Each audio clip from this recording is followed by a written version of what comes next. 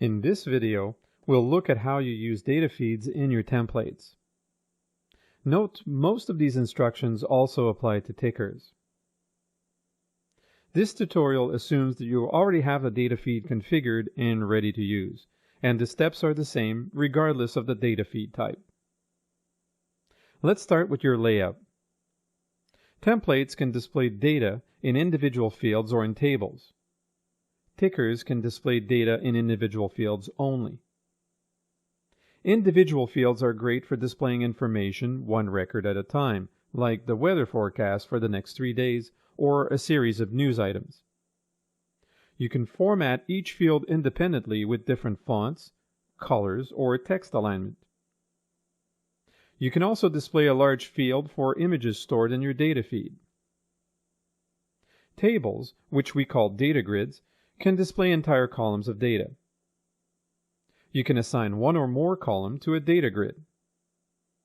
All the text within the grid will share the same typographic settings, color, and font. We're now going to lay out individual data fields in our template.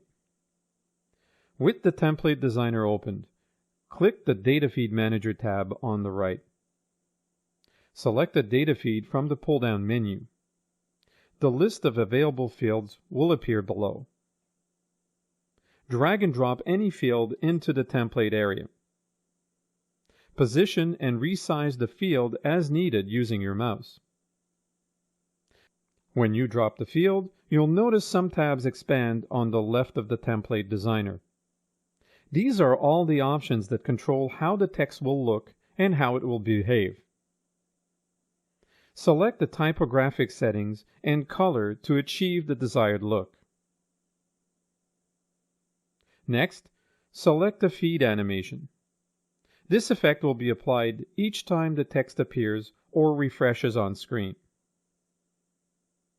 You should only change the alphabet settings if the default Latin option isn't suitable for your needs.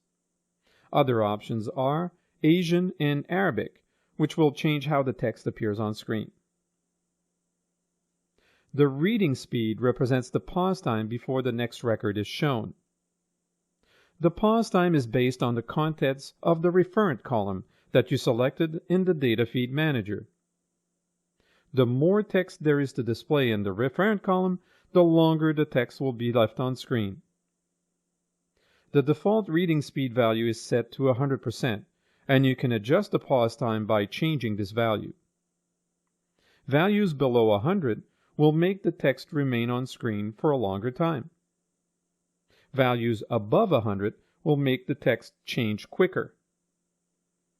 By default, the field will display all the records in the data feed unless you restrict the scope. You can enter the start and end record in these fields. For example, you can show data from line 5 to line 10 or any other combination by modifying these values.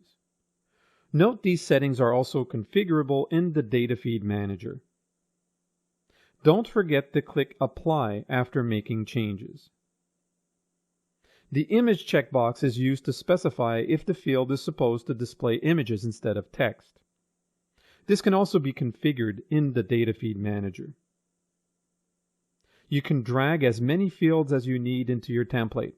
You drag them over one at a time, and each field will use the same text settings you previously applied. This will save you a lot of time when working on complex layouts. Let's move on to data grids. We'll start with a blank template.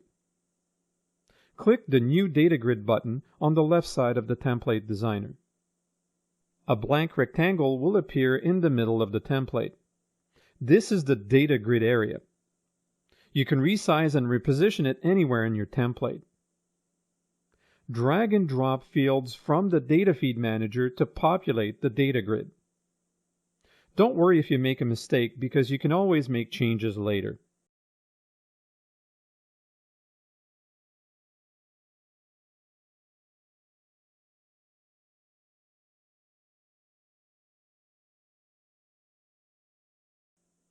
To edit the contents of the data grid, double-click anywhere within its border. This will put the data grid in edit mode. You can resize columns by dragging their edges. To reorder the columns, click and drag them over to their new position. To delete a column, right-click it and select Remove.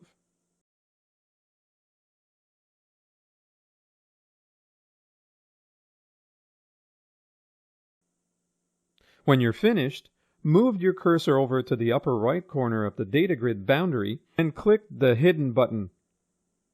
You're now able to move the data grid and edit its size.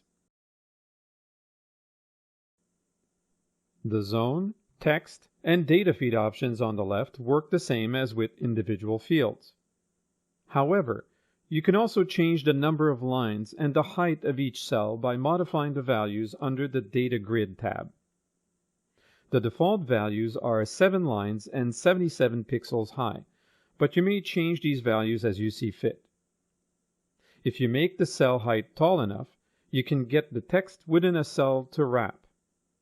Otherwise, the text will fill the cell, pause on screen for a moment, and then the remaining text will be shown. The pause time is set via the referent column and can be tweaked by changing the reading speed value.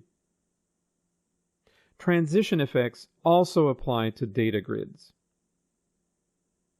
Here are a few helpful tips. Let's say you need to display multiple columns of data, but each column must have a different look. Like a menu, where the item list needs to be left justified and the prices are right justified. Or perhaps you want to use different fonts or colors for each column. Start by creating one data grid for each column. Drag over a data field into each grid and set totally different settings for each one. The data in both grids will remain fully synchronized. Here's another tip when you want to create multiple versions of the same layout but want to show different data feeds in each one. Start by creating the first template and organize all your data fields and data grids the way you want. Next, save your template. Duplicate the template you just saved by right-clicking its thumbnail in the content library and then select Copy. Right-click in the content library and select Paste. A duplicate copy will appear in the library. Double-click the thumbnail to open it. Before you go further, edit the template's name. Next, click on the field or column you want to link to a new data feed.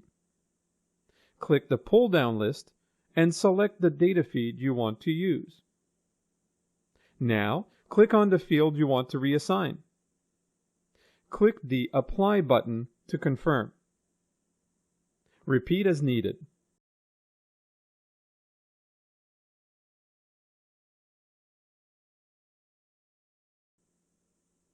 It's important to note you can assign different feeds to any number of fields and data grid columns. Your template can display multiple data feeds at the same time.